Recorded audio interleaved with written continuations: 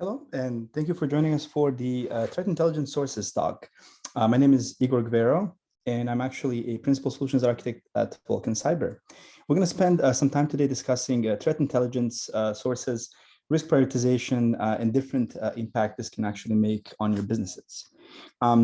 We'll start first with the quick agenda of what we are going to cover. I just wanted to make sure that we kind of outline a little bit what we're going to discuss and really what this talk is going to be about. So initially, we'll discuss cyber risk and really what it means and really where we're coming from when we talk about cyber risk. More importantly, we'll discuss security posture rating, or often referred to as SPR. And then we'll dig into the best threat intelligence sources, or sources that we deem typically quite important from the perspective of trying to achieve or obtain information, viable information when it comes to risk. Tagging will be the subsequent topic, and of course the importance of tagging and what role it plays when it comes to the assessment of the risk and the value. And of course the impact of that threat intelligence on the risk calculations. I'd like to just start really briefly discussing this cybersecurity risk and in general risk and how is it calculated. And we'll start with some basics initially. First off, really the risk equation. This is something that I think is quite familiar to folks. Is that the risk is typically considered a product of likelihood of actual problem appearing and the impact that problem is going to have. So likelihood is then going to be related directly to the chances of something happening versus impact of really how widespread it's going to affect you, right? And really, we can kind of go ahead and take this equation, and we will do that. We'll start digging into splitting it up a little bit and discussing its details. So really, when we say likelihood, what we mean more granularly is vulnerability and threats, right? So the product of vulnerability versus a threat compounded with the impact itself will give you risk. Now, vulnerability is definitely something that is out there, something that can obviously impact and change the way that you operate your business. But really, the threat itself is going to be directly related to how actively that vulnerability may actually affect you. So risk, again, is vulnerability multiplied by threat, multiplied by impact itself.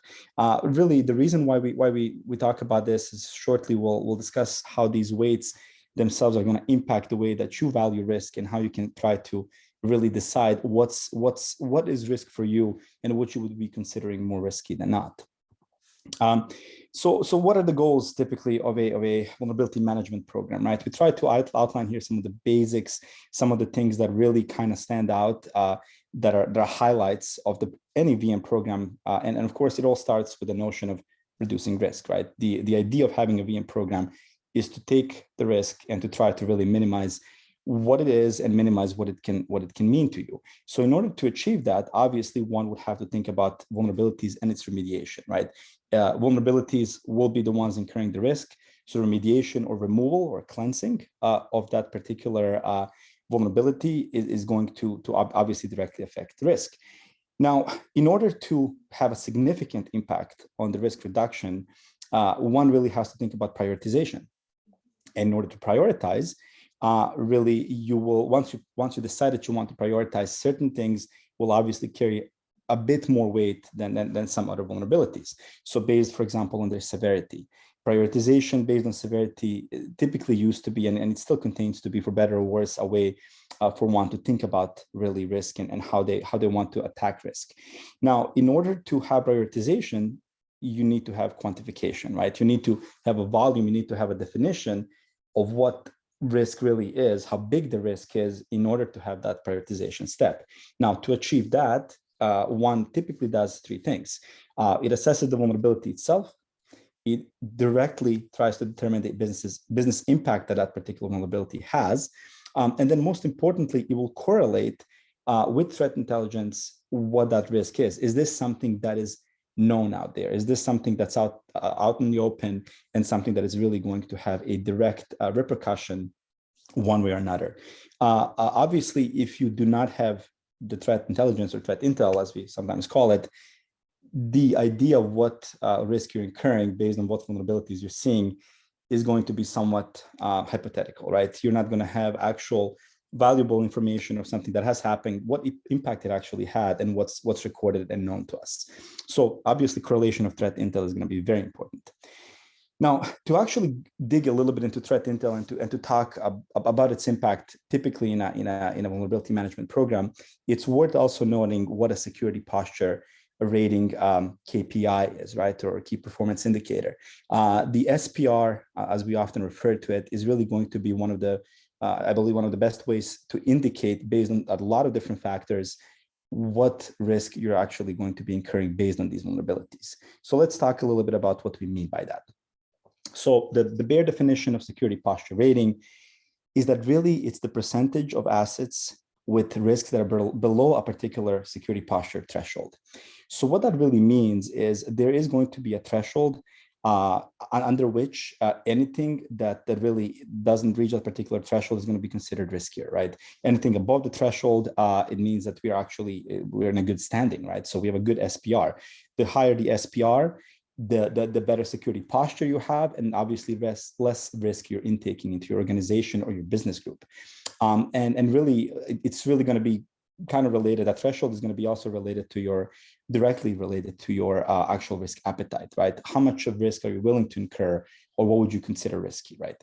So SPR, however, doesn't necessarily work by itself completely. So we'll dig into details of what makes something an SPR and what SPR takes into consideration for calculations of risk. So first thing we'll talk about is the risk mass.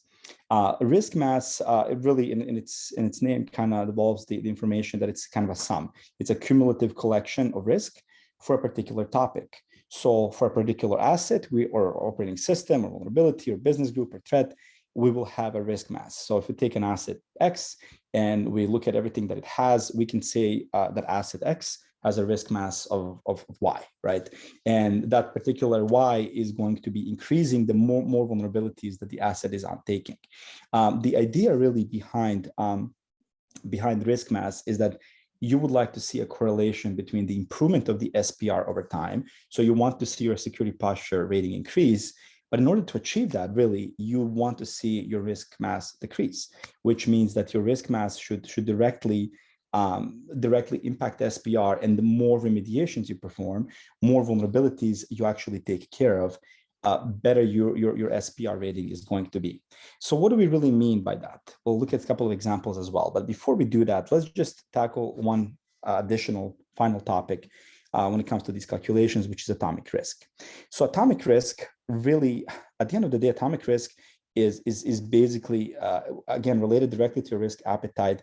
It's a unit of what a vulnerability on a particular asset has, right? So atomic risk of 85, for example, for a vulnerability instance, means that a vulnerability on a particular asset incurs a basic atomic risk of 85.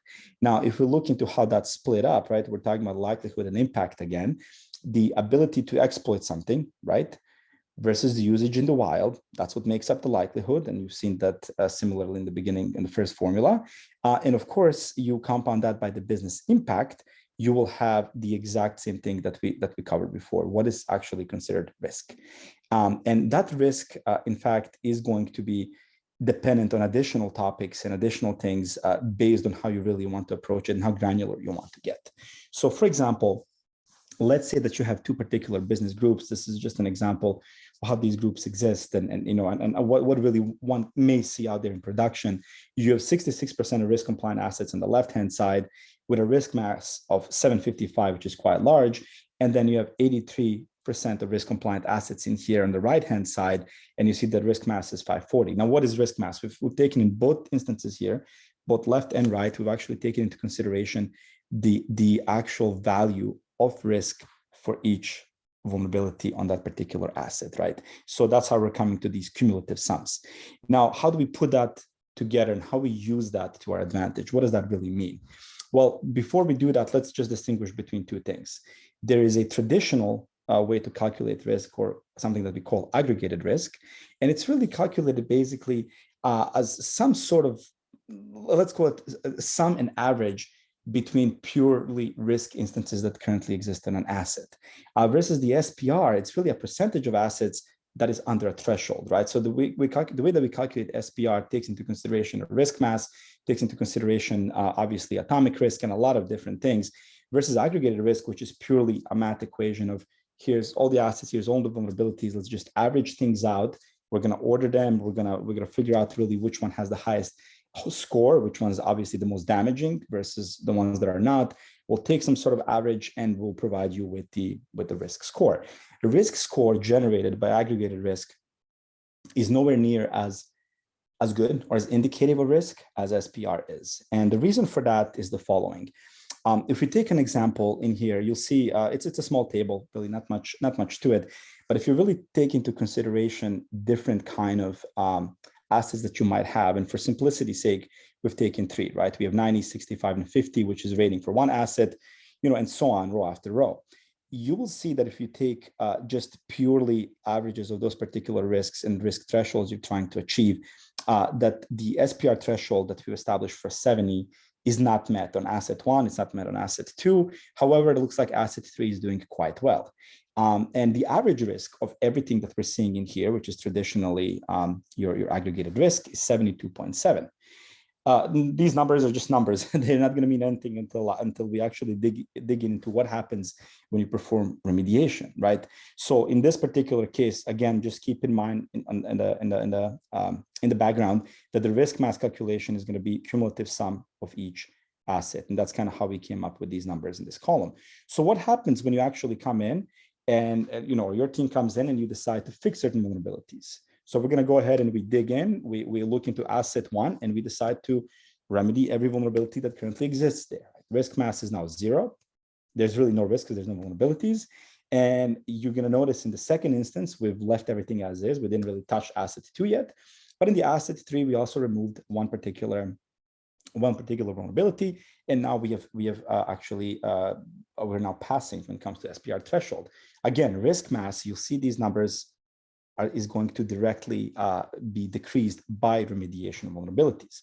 Now, what does that mean, right? So the problem is, if you take the traditional aggregated average risk, you will see that, unfortunately, you have now increased risk. By performing remediation, the risk is increased, which doesn't make sense, right? And the reason why that traditional way of calculating is showing you the numbers that it is right here is because we've taken care of and remediated certain vulnerabilities that really weren't that impactful, right? They weren't really, their scoring was quite low.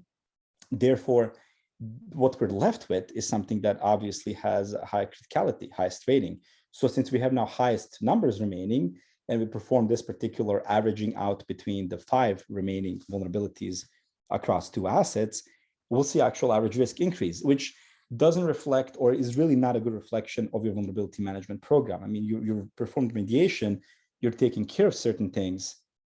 Why are you now actually increasing risk? It doesn't make sense.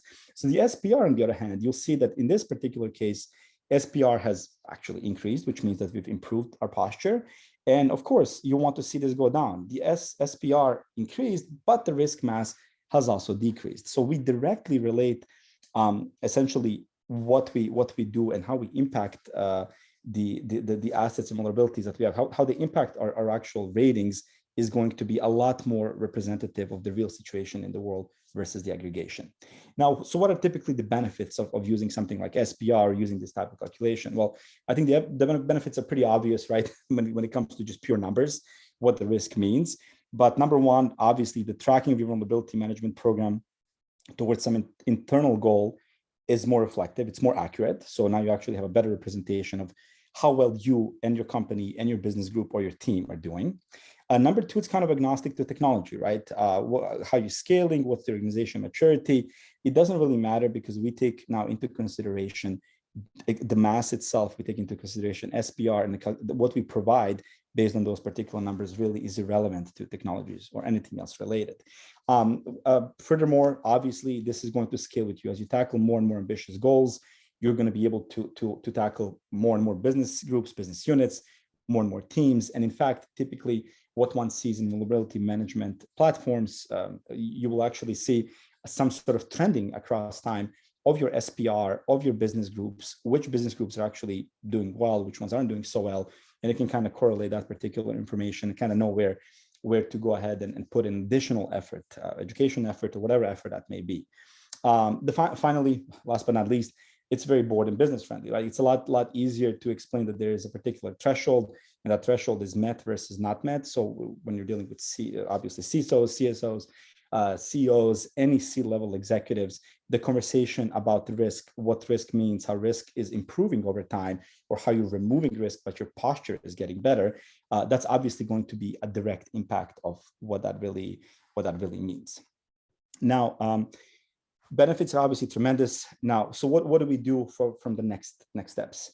The threat intel is going to play a very significant role as well to how you tackle this, right? The threat intel is going to directly relate itself to CVEs, is going to directly relate itself essentially to some of the CSS scoring as well. And when you tap into threat intel, you'll actually be able to achieve a little bit more of a validation, let's say, of your risk and validation of what vulnerabilities you're seeing. So if we take a quick peek into essentially what we see on this particular slide, from our perspective, from Vulcan perspective, we actually tap into quite a lot of different threat intel sources. There's some things in here that are going to be familiar to you, some things that are not going to be familiar. A few that I really want to point out are Metasploit, obviously related directly to pen testing. We have similar thing for exploit database as well, that's related to the offensive security. The National Vulnerability Database, very, very popular in the AppSec world, and actually in the SCA world, software composition analysis world. You actually have ability to see what CVs are currently reported on that particular site, and you'll be able to tap that information directly into our platform and use it. GitHub and all of the intel that GitHub has about all of its numerous open source projects, that's going to get used also directly into calculations, as well as some additional things. And I'm not going to enumerate all of them, but CWEs from MITRE, I think this is actually quite significant as well, especially in the SaaS AppSec world. The Alien Vault, OTX, Microsoft CVRF, anything that's Microsoft related that deals with Microsoft vulnerabilities, it's going to get reported through Microsoft CVRF. So there's a lot of intel that actually comes into play. And the reason why we talk about this intel, and I'll show this in a moment, is that depending what information is actually gathered, depending what information we gather directly from these particular sources, we are going to actually use something called tagging. And that tagging is going to facilitate and actually directly affect the way that the risk is calculated based on what tags we have received, right? So let's talk about tags briefly. So if we go ahead right now and look into categories, right? We have exploitable on the left-hand side, and we have all of these sources that you've seen on the previous slide of where we can get the exploitable tag, as well as different things like weaponized execution, different types of problems such as DOS, remote code, tampering, OWASP top 10 from either CWE. All of this information is going to directly now impact the way that we perform calculations and make assessment, right? If something is considered a CV that is taken out of a particular source, and that CV that we received is also considered exploitable by some of these sources, obviously the weight that we're going to associate with that particular vulnerability typically is going to be a lot higher, right? It's going to have a lot more impact. It's going to be a lot more valuable and something that we may want to actually prioritize and take care of sooner than later, right? So these particular tags is something that usually one finds in the vulnerability management systems, and it's something that you really want to look into and take advantage of when it comes to your prioritization. Now, the impact of it on risk calculation, it's actually going to be quite, it's going to be actually quite important. What we mean by that is if we see something that's coming in, and that something may even have a particular CVSS scoring that may not even be that high, but if we see that from the threat intel perspective, from all of those sources that you see, we see something that's, for example, exploitable, or if there's a particular high impact tags, there's tags that one can craft that may mean more to them, right? For example, something that I have from my asset perspective, that's essentially, let's call it external facing, right? That is going to have a lot more weight, and it should have a lot more weight in my business group, for example, than something that I consider internal, really not something that's visible outside, something that's behind a firewall. So therefore, the asset impact tag, along with the threat intelligence tag, and of course, any customized weighing that you have is going to directly impact what we consider, for example, critical, and how we really calculate that particular risk. So it's really important to note that these are essentially the things that we'd like to kind of take into consideration when we calculate this, the final SPR and the way that we present risk to you. Now, one additional note that I'd like to mention in here is, obviously, I'm from Balkan, so if you would like to go ahead and take a quick peek at our Vulkan free edition, absolutely feel free. There's a website that you can actually visit and download the free platform, and you'll be able to actually play with this a little bit and see really how SPR and how some of this risk really can be impactful. But I'd like to thank you very much for your time today. And of course, if you happen to have any questions, feel free to reach out. It was a pleasure giving this talk. Thank you.